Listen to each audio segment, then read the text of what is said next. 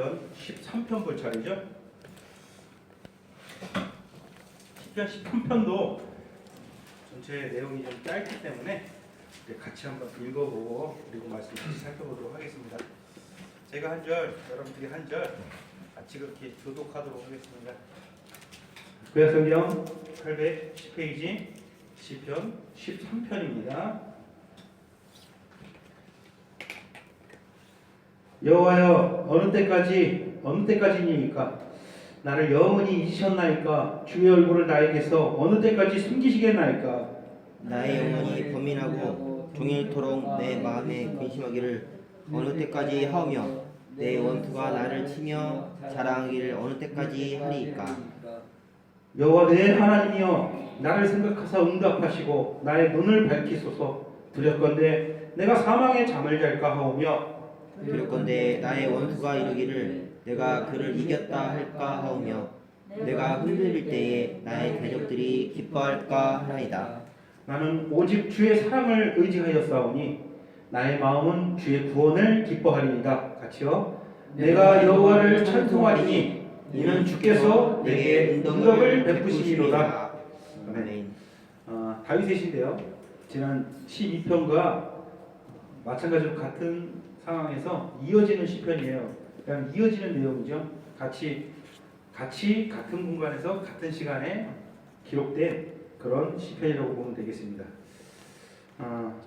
우리가 지난 12장에서 다윗은 비열함이 높임받고 악인들의 생각이 상식이 된 세상을 보면서 답답한 심정을 하나님께 토하고 있었음을 같이 살펴보았습니다. 그렇죠? 이 세상을 보면은 그야말로 온통 다 악인들의 생각 아니겠습니까? 이 세상의 질서, 이 세상의 체계, 사람들이 생각하는 모든 것들이 사실 하나님과 맞지 않죠. 그렇잖아요. 어느 부분에서는 하나님의 뜻과 맞는 것이 아니라 사실 우리가 세상에서 보는 모든 것이 온통 다 하나님과 맞지 않는 거예요. 하나님이 너무 왜소해 보여요. 그러나 실제로 하나님께서 왜소하신 분입니까? 아니죠. 그러나 우리 눈으로 보는 이 세상의 현실이 그렇다라는 거예요. 온통 이 세상에서 악인들이 곳곳에서 날뛴다라는 것이죠.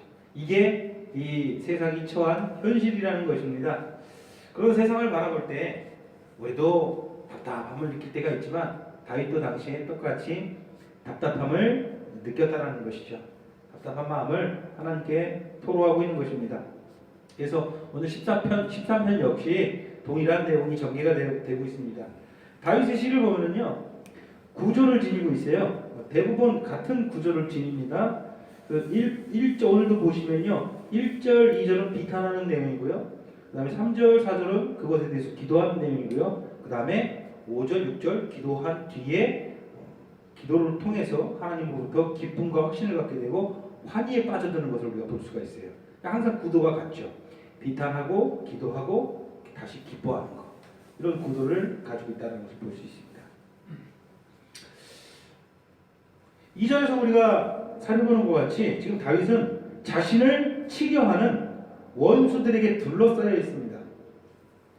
2절 같이 한번 읽어볼까요? 시작. 나의 영혼이 번민하고 종일토록 마음에 근심하기를 어느 때까지 하오며 내 원수가 나를 치며 자랑하기를 어느 때까지 하리이까? 지금 원수에 둘러싸여 있다는 것을 우리가 확인할 수 있습니다. 바로 저와 여러분의 모습 아니겠습니까? 우리의 모습입니다. 여러분들 세상살이 하면서 여러분들이 한시도 잊지 말아야 될 것은요, 여러분들 항상 원수에 둘러싸여 있어요. 그거 아십니까, 여러분? 우리의 원수가 누구입니까? 마귀죠. 사탄이에요. 다윗은 이때 당시 다윗에게 둘러싸였던 원수가 누군지 몰라요. 어떤 시기에 기록된지 우리가 정확히 알 수 없어요. 다윗이 어떤 세력에게 둘러싸여 있었는지 우리가 정확하게는 모르겠지만 다윗의 입술을 통해서 하나님께서는요, 하나님 택하신 믿는 자들의 어떤 삶의 모습을 고스란히 보여주고 있다는 거예요. 다윗은 누구에게 지금 둘러싸여 있었는지 모르겠지만 우리는 분명히 우리의 대적이 누군지 알죠? 마귀예요. 사탄이에요. 우리는 우리 원수에게 항상 둘러싸여 있는 채로 하루하루를 보내고 있습니다. 그것을 한시도 잊으면 안 돼요. 우리의 모습을 다윗이 대신 지금 토하고 있는 것이죠. 우리의 삶은 영적인 눈으로 잘 살펴본다라면 마치 온 세상이 나를 대적한다라는 그런 경험을 우리가 하게 됩니다. 영적 눈을 뜨고 한번 세상을 바라보세요. 텔레비를 틀어보세요. 여러분들의 가치와 여러분들의 생각, 여러분들이 가지고 있는 신념과 뭐 하나 맞는 게 단 한 개라도 있나요? 아니면 그냥 단순히 여러분들이 가지고 있는 신념과 가치와 다 다른 것만 얘기하나요? 아니면 그걸 더 넘어서 내가 가지고 있는 신념을 조롱하는 것만 온통 나오나요? 자, 1번. 내가 가지고 있는 신념과 가치와 동일한 것들이 다 나온다 세상에는. 아니다. 그거와 반대되는 게 나온다. 2번. 3번. 아니다. 오히려 나를 조롱하는 것들만 나온다. 답이 뭐예요? 3번이에요. 3번. 내가 너무 사랑하고 내가 너무 귀하게 생각하고 내 목숨과 바꿨어도 내가 빼앗길 수 없는 하나님 안에 있는 그 귀한 보배들을 단순히 반대하는 내용이 나오는 게 아니라 온통 조롱하는 내용들 뿐이에요. 온 텔레비가 그렇고 온 TV가 그렇고 세상에 써드는 온 신문, 인터넷 모든 게 그래요. 사람들이 살아가는 방식, 사람들이 살아가는 태도 모든 온 세상이 그래요. 다 온 세상이 온갖 미쳐 날뛰는 것 같아요. 우리는 그런 상황에서 하나님의 백성으로 살고 있다는 거예요. 인지하시고 살아가십니까 그것을? 그래서 주님께서 과장하신 게 아니죠. 많은 사람이 길이 넓은 거리로 갈 때 정말 협착하고 좁은 길로 적은 사람이 간다. 이게 과장법이 아니라 그게 사실이라는 거죠. 사실이라는 거죠. 아무도 가고 싶지 않은 그 길에 외롭게 어쩌면 서 있는 모습이 참 하나님께서 택하신 백성들이 살아가는 모습이라는 것이죠. 안 맞아도 너무 안 맞잖아요. 안 맞아도 너무 안 맞아요.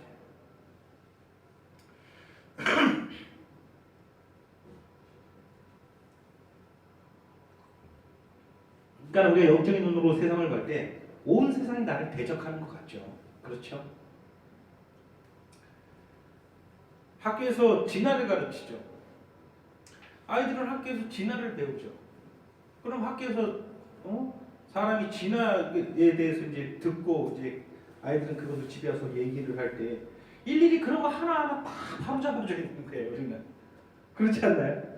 우리 아이도 학교 갔다 와서 진화라든가 그런 거 배워가지고 그게 뭐 저기 원숭이가 사람으로 변화된 거래 이렇게 얘기를 하더라고요. 그럼 하나하나 다 잡아줘야 되는 거예요. 왜냐하면 온갖 반대거든요. 세상은. 의로운 삶은 이 세상에서 결코 승리하는 듯 보이지 않습니다. 악인의 삶이 승리하는 듯 보입니다. 우리 삶과 인생길에서 내 자신의 현재 위치를 살펴보면 답답함과 막막함이 때로는 우리를 엄습합니다. 이거 하나만 해결되면은 좀 좋을 텐데, 참 좋을 텐데. 이거 하나만 속 시원하게 풀어줘도 지금보다는 좀 더 괜찮을 나을 텐데. 이 정도는 뭐 해결되고 풀어주면 참 좋을 텐데. 참 답답하고 먹먹할 때가 있죠. 남들은 당연한 듯 누리는 것도 나에게는 허락되지 않는 듯 보이는 것이 너무 많죠. 그래서 우리는 연약해질 때가 있습니다. 연약해질 때가 있어요. 다윗이 지금 연약해졌잖아요. 13절 1절 2절 한번 보세요. 얼마나 연약합니까? 연약해도 너무 연약하죠. 하나님께서 나에게 얼굴을 숨겼다라고까지 생각을 하고 있잖아요. 하나님께서 나를 지켜주시지 않는다라고 지금 판단하는 거 아닙니까? 답답하고 막하고 그런 일들만 연속된 거겠죠. 지친 거죠. 우리의 대적, 우리의 원수 사탄은 나를 종일토록 치기를 즐겨합니다. 뜻하지 않은 일이 생깁니다. 유혹과 시험에 빠져듭니다. 그러면서도 우리가 살아갈 때 하나님께서는 특별히 나를 도우시는 것 같지는 않습니다. 우리 마음이 지치고 처질 때는 간혹 그런 생각까지 들죠. 도대체 되는 일이 하나도 없구나. 되는 일이 정말 어떻게 하나도 이렇게 내 마음 뜻대로 되는 것이 하나도 없나. 막 이런 생각까지 이제 들 때가 있는 거죠. 안 될 때는. 내 마음이 지치고 연약해질 때는. 물론 늘 그런 건 아니에요. 우리가 뭐 하나님의 백성으로 살아가면서 하나님을 바라고 기뻐하고 즐거울 때도 있지만 우리 마음이 연약하고 지치고 참 낙심될 때는 정말 뭐 안 돼도 이렇게 되는 일이 내 생각대로 되는 일이 하나도 없느냐 이런 생각까지도 우리가 간혹 빠져들기는 합니다. 혹시 거기까지 가보신 분 계십니까? 저는 좀 자주 가요. 자주 제가 그런 상황에 자주 갈 때 우리 배성진 집사가 괴롭죠. 제가 전화해서 몇 시간 붙들고 정말 마음대로 되는 게 하나도 없다고 하면서 막 하소연을 하면은 그래도 들어주는 것도 힘들 거예요. 그렇죠? 다윗도 지금 마찬가지 모습을 보이고 있습니다. 1, 2절 보면은 그는 지금 비탄에 빠져 있습니다. 분명히 지금 비탄에 빠져 있는 듯 보입니다. 그런데 언제나 다윗의 기도를 우리가 보게 되면은 우리는 정말 놀라움을 금치 못하게 됩니다. 다윗의 기도를 보십시오. 비탄에 빠진 다윗이 간구하는 내용이 무엇인가요? 대적들을 물리쳐 주시기를 구하지 않습니다. 자신에게 지금 풀리지 않고 있는 그 일들을 하나님께서 좀 풀어주시기를 지금 간구하고 있는 것이 아니에요. 무엇을 구하고 있습니까? 3절 4절 보면은 내가 뭐라고 기록을 하고 있죠? 사망의 잠을 잘까. 그럼 기가 막힌 고백 아닙니까? 내가 사망의 잠을 잘까 두려워하고 있는 것입니다. 이것이 무슨 뜻일까요? 내가 사망의 잠을 자게 될까 두렵다. 이게 무슨 의미인 것 같아요? 우리 성경 한번 또 주의를 한번 해봅시다. 자, 내가 집에서 혼자 성경을 읽어요. 자, 오늘 10편, 13편을 집에서 혼자 읽는다고 한번 지금 상상을 해보세요. 자, 마인드 컨트롤 한번 해보십시오. 근데 지금 혼자서 집에서 10편을 읽고 있는데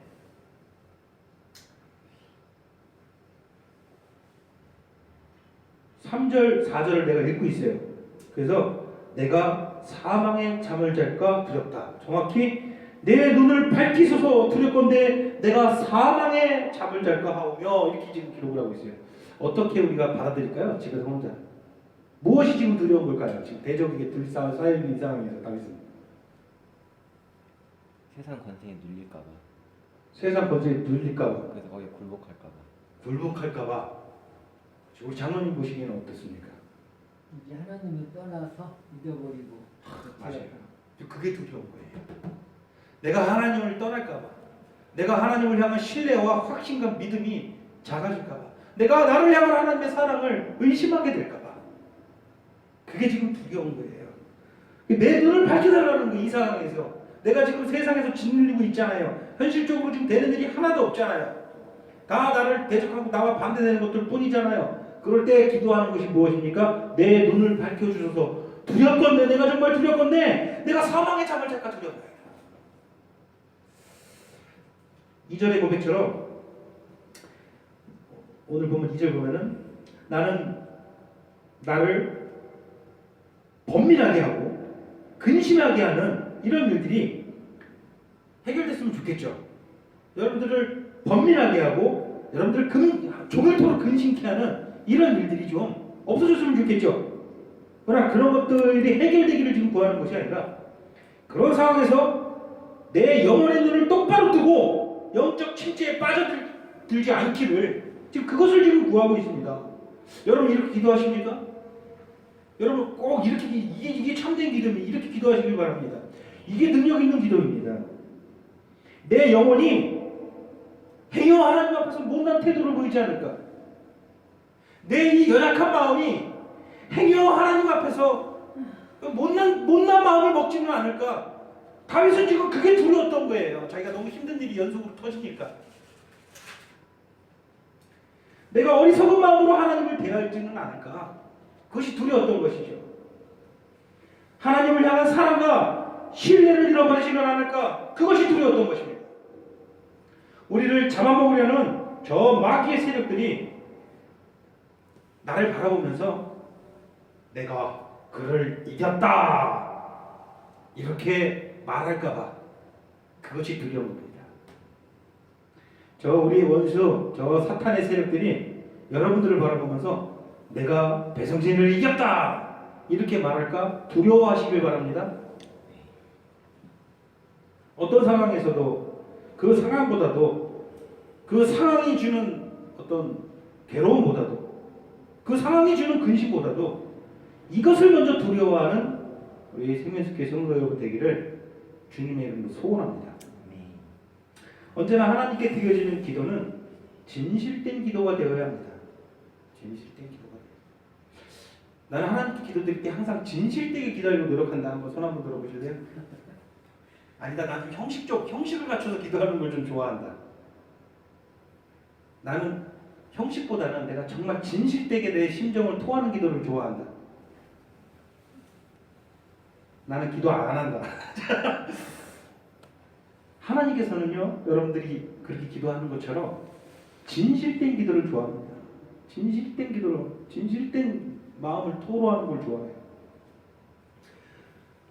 어저께 오후 예배 시간에 우리 장로님께서 이제 말씀을 전하시면서 그런 말을 했죠. 십자가에서 고초당하신 나를 위해서 그렇게 순환당하신 예수님의 그런 아픔이 내 감정적으로 와닿지가 않아서 고민이다. 저 깜짝 놀랐어요.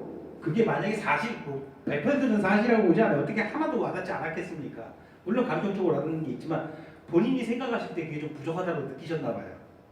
근데 그랬을지라도 그런 고백을 하기가 사실 어렵거든요. 예수 믿는 사람, 특히 우리 교회에서 가장 연장자이시자 또 가장 아버지 같은 존재이자 이 교회 기둥과 같은 장로님이신데 성도들 앞에서 그렇게 내가 그러니까 쉽게 말해서 십자가의 고난을 생각하면서 가슴에 와닿지 않는다 이런 말을 하는 게 어렵나요? 쉽나요? 굉장히 이거 어려운 거거든요. 근데 그거를 아무렇지도 않게 진실되게 얘기하시는 것을 보면서 좀 충격을 받았어요. 야, 사랑하는 지체들 앞에서도 이렇게 진실되게 말씀을 하시는데 하나님께 기도할 때는 얼마나 더 진실되게 하나님께 나아갈까라는 생각이 들었어요. 기도할 때는 더 진솔하시겠죠? 하나님 앞에 우리 장로님께서 기도하실 때 하나님께서 그렇게 진솔한 기도를 좋아하십니다. 우리 다윗이 기도하는 걸 보십시오. 얼마나 진솔합니까? 가리지를 않아요. 자기 마음속에 있는 거 하나님께서 다 아시는 거 아시기 때문에 뭐라고 기도하는 거예요? 여러분 이렇게 기도할 수 있습니까?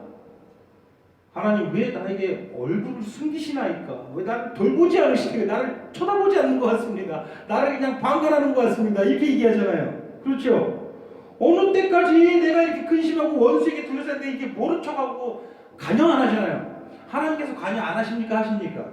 간영하심에도 불구하고 다윗은 그냥 자기가 느끼는 그대로 강구를 하는 거예요. 그런 다음에 그러나 이 상황에서 하나님 제발 바라올 건데 내 마음이 하나님을 의심치 말게 해주소서 이것을 기도하잖아요. 얼마나 진솔한 기도입니다. 항상 진솔한 기도하시기 바랍니다.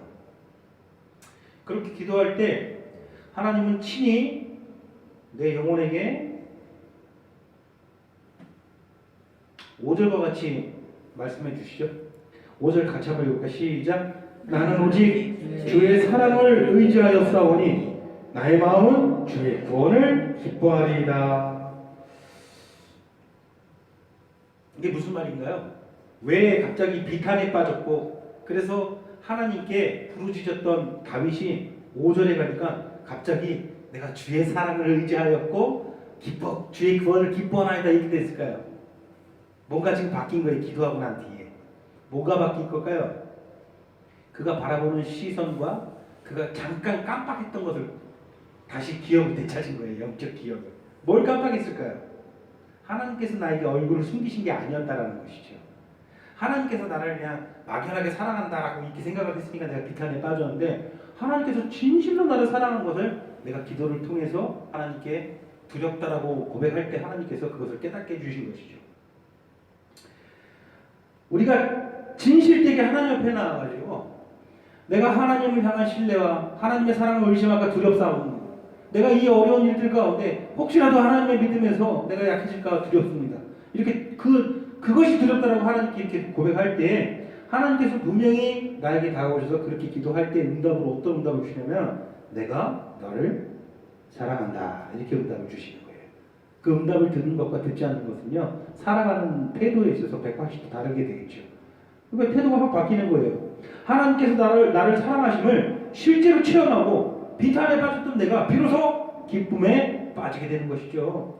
여기서 5절에 보면요 재밌는 단어를 쓰고 있어요. 신구약 성경에 등장하는 모든 단어 중에서 하나님이라는 그 하나님에 대한 이름 빼놓고 가장 위대한 단어예요. 어떤 단어를 쓰냐면 5절에 보면은 내가 오직 주의 무엇을 의지하여 싸우니? 라고 나오니까 사랑을 여러분 여기서는 사랑이라고 번역을 해놨고요. 이전 성경에는 인자라고 번역을 했어요. 예전 성경에는 나는 오직 주의 인자함을 의지하여서 이렇게 돼 있고 지금 성경에는 나는 오직 주의 사랑을 의지하여서 어떤 번역이 더 좋은 번역일까요? 인자가 좋아요? 사랑이 좋아요? 자 우리 양지사님 보고 다시 성경 번역을 다시 이제 새롭게 해가지고 대한민국 교회가 이 성경을 써야 되는데 인자로 하시겠습니까? 사랑으로 하시겠습니까? 사랑? 사랑? 사실 근데 원어는 무엇인지가 여기 중요한 거예요. 원어. 이 원어가 뭐냐면 헤세드라는 단어. 헤세드. 헤세드라는 단어는요. 인자, 자비도 그 안에 포함되어 있는 거고요. 사랑도 그 안에. 사실 인자, 자비 다 포함시켜야 돼요. 우리나라 말로 한 단어로 표현할 수 있는 단어가 없기 때문에 어떤 번역에는 인자로도 하고 어떤 번역에는 사랑으로도 하는 건데 인자, 사랑 다 거기에 플러스 해가지고 헤세드라는 단어가 가지고 있는 특징은 하나님의 인자하심, 하나님의 사랑, 하나님이 나를 향한 하나님의 열망, 이게 제일 중요한 부분이에요. 열망, 이 세 가지가 복합적으로 포함되어 있는 단어가 뭐다? 헤세드. 다시 말해서 하나님께서 나를 그냥 내버려 두시고 나를 간여하신 게 아니라 하나님께서 줄곧 계속해서 나를 어떻게 했다? 사랑했고 나를 열망했다라는 거예요. 여러분들이 힘든 일 당할 때 그 순간도 하나님께서 여러분들의 영혼을 계속 뭐하고 계신 거예요? 멸망하고 계신 거예요. 어떻게 눈물 없이 이것을 우리가 받아들일 수 있겠습니까? 우리가 뭐길래 하나님께서 멸망하고 계시는 것이죠.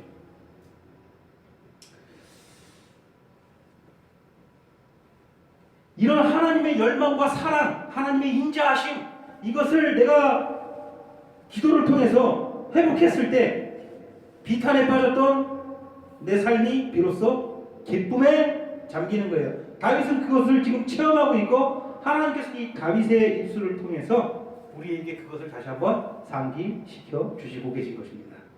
하나님께 얼마나 감사한 일입니까? 하나님께서 내게서 얼굴을 숨긴 적이 없었구나. 사실은 알고 보니까 내가 기도를 하는 중에 깨달았는데 하나님께서 내게 얼굴을 숨긴 적이 없구나. 그것을 깨닫게 되는 것이에요. 개인적인 차원에서 슬픔이 기쁨이 되는 체험을 여러분 많이 하시기를 소원합니다.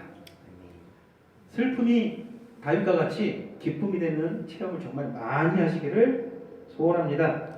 다윗이 그것을 체험했고 사도들이 그것을 체험했고 무엇보다도 우리 주님께서 그것을 몸소 체험하셨습니다. 우리 주님께서 십자가에 달리시기 전에 슬프셨을까요? 기쁘셨을까요?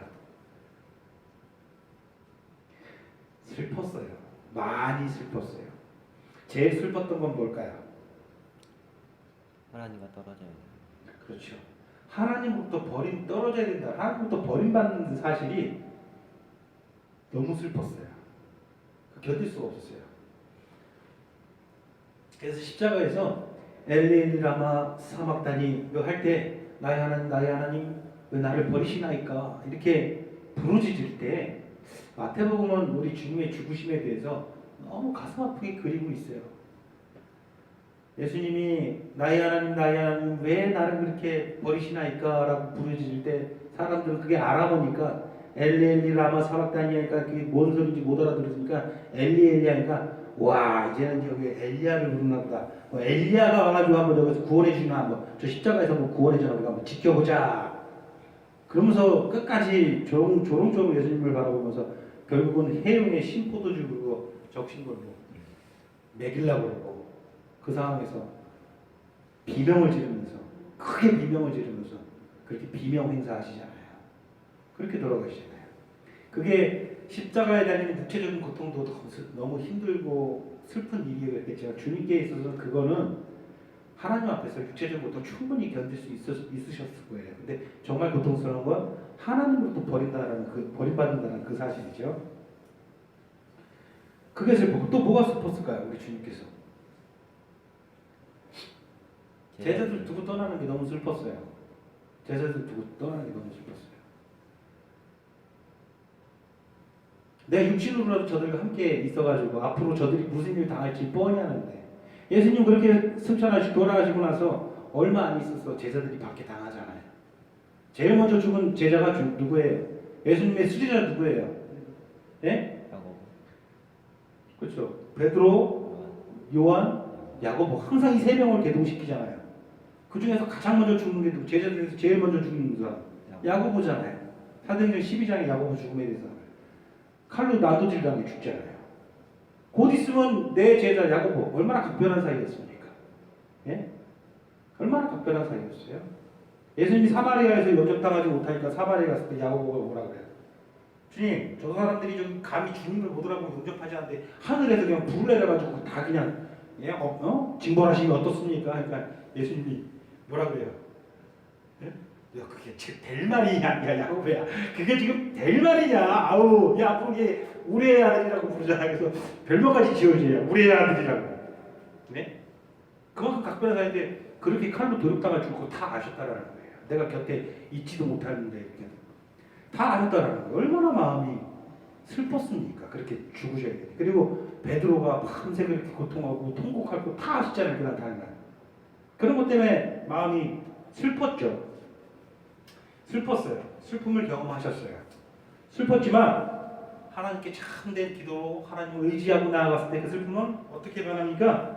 기쁨으로 변하잖아요. 그렇게 엘리 라마 사박단이 했지만 결국은 마태복음 맨 마지막 어떻게 기록합니까? 예수님께서 뭐라고 선포하십니까? 하늘과 땅의 모든 권세를 내게 주셨으니 기쁨과 영광이 넘쳐나잖아요. 너희는 가서 모든 족속으로 제자를 삼아 아버지와 아들과 성령의 이름으로 세례를 주고, 그리고 우리가 지난 어저께 주일 예배에도 같이 살펴봤죠. 세례를 주고 내가 너희에게 부은 모든 것을 가르치시게 하라. 볼지어다 내가 세상 끝날까지 너희와 함께 있으리라. 이렇게 영광이 넘치는 모습을 보여주시잖아요. 그잖아요. 여러분들 다윗과 같이, 그리고 수많은 사도들과 같이, 주님과 같이 여러분들이 지금 슬픔 중에 있다가 육신의 고통으로 인해서, 세상의 환경으로 인해서, 다양한 이유들로 인해서 슬픔 중에 있다면 하나님께 진실된 기도로, 참된 기도, 하나님께서 기뻐 받으시는 그 기도로 나아가서 다윗과 같은 기도로 나아갈 때 하나님께서 여러분들의 심령 가운데 하나님의 위로를 주셔서 그 슬픔이 기쁨이 되는 체험을 정말 많이 하시기를 다시 한번 소원합니다. 나의 일시적인 현실보다는 영원하신 하나님의 헤세드, 하나님께서 항상 성경에 헤세드라는 단어가 정말 많이 나와요. 하나님께서 여러분들 어떻게 하신다라는 거예요? 항상 인자하심과 사랑으로 여러분들을 품어주신다라는 거예요. 그리고 또 항상 여러분들을 어떻게 한다, 이게 가장 중요한 거죠. 헤세드 안에 포함된다는 말이에요. 여러분들을 열망하신다라는 거예요. 하나님께서 택하셔서 이 땅에 살게 하는 저와 여러분들 한 영혼 하나님께서 어떻게 하신다? 너무너무 열망한다라는 거예요. 그래서 그 열망하는 영혼 구해가지고 내 영원한 자녀 삼으시려고 주 예수 그리스도를 이 땅에 보내신 거예요. 너무너무 열망했기에 가능한 일이에요. 어떻게 독생하신 아들 예수 그리스도를 이 땅에 닭고 천한 사람으로 보내셔가지고 저 닭고 천한 인간들의 손에 의해서 그렇게 비참하게 죽임당하실 때까지, 그렇게 버리시기까지 했겠습니까? 그만큼 우리를 열망하시는 거예요. 헤세드라는 단어 안에 하나님의 사랑과 자비와 열망이라는 게 들어있는 거예요. 성경은 하나님의 사랑과 자비에 대해서 이야기할 때 항상 이 헤세드라는 단어를 씁니다. 저희 학교 어떤 그 구약학 하시는 교수가 있는데 그 교수는 헤세드라는 단어를 너무 좋아해요. 그러니까 맨날 헤세드 그래요. 그만큼 헤세드라는 단어는 참 우리나라 말로 한마디로 표현할 수 없을 정도로 우리를 향한 하나님의 사랑과 자비와 열망을 보여주는 단어다. 항상 하나님께서는 여러분들 어떻게 하신다? 헤세드 하신다. 영원하신 이 하나님의 헤세드, 이 충만하신 하나님을 여러분들이 먼저 항상 보고, 그리고선 여러분을 볼 수 있는, 그리고선 세상을 볼 수 있는 그런 세면식교회 성도 여러분들에게 소원합니다. 나를 헤세드하고 계시는 주 예수 그리스도를 항상 바라보고 사는 저와 여러분 되기를 다시 한번 소원합니다. 기도하시겠습니다. 사랑의 하나님, 우리를 향한 너무나도 크고 너무나도 뜨거운 하나님의 마음을, 우리 주 예수 그리스도의 마음을 우리가 조금이라도 헤아리고 그 감격으로 이 세상의 나그네 삶 잘 마칠 수 있는 그런 하나님의 백성 되게 하여 주셨고, 바라보는 것은 하나님께서 피로 세우신 이 교회를 하나님 정말 부흥케 하셔가지고 이 교회를 통해서 하나님 이 세상에 하나님께서 계획하시고 이루시고자 하는 일들에 크게 쓰임받는 그런 우리 생명수교회 될 수 있도록 하나님 우리를 사용하여 주시옵소서. 우리가 하나님께 쓰임받는 데 있어서 한시도 하나님의 햇새들을 놓치지 않고 잃어버리지 않는 그런 모든 우리 성도 지체들 될 수 있도록 하나님 크신 은혜와 크신 사랑으로 함께하여 주시옵소서. 예수님의 이름으로 기도드리옵나이다. 아멘.